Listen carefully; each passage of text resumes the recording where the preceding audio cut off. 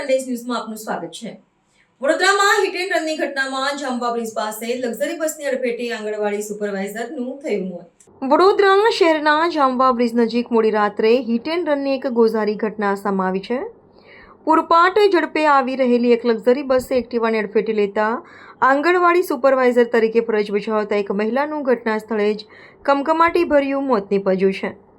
આ ગંભીર અકસ્માત સર્જ્યા બાદ ડ્રાઈવર સંવેદનહીનતા દાખવીને બસમાં સાથે ઘટના સ્થળેથી ફરાર થઈ ગયો હતો। પ્રાપ્ત વિગત અનુસાર મકરપુરા એરફોર્સ પાછળ આવેલી હરિદર્શન પેલેસ સોસાયટીમાં રહેતા જાગૃતિબેન પંડ્યા રાત્રિના સમયે તેમના પુત્ર સંજીવ સાથે એક્ટિવા પર ફરવા નીકળ્યા હતા। આ દરમિયાન જાંબવા બ્રિજ પાસે પાછળથી ધસી આવેલી બેફામ લક્ઝરી બસે તેમના સ્કૂટરને જોરદાર ટક્કર મારી હતી।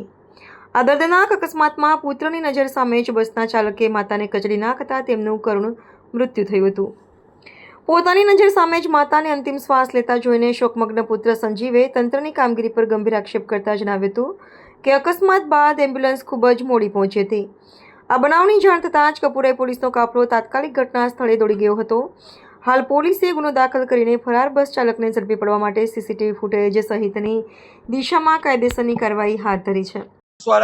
આયા કોઈ એક્શન ના લીધું। 1.5 કલાકથી મારી મમ્મીની ડેડ બોડી અહીં પડી છે, પણ કોઈ એક્શન પોલીસ વાળા લેતા નહીં।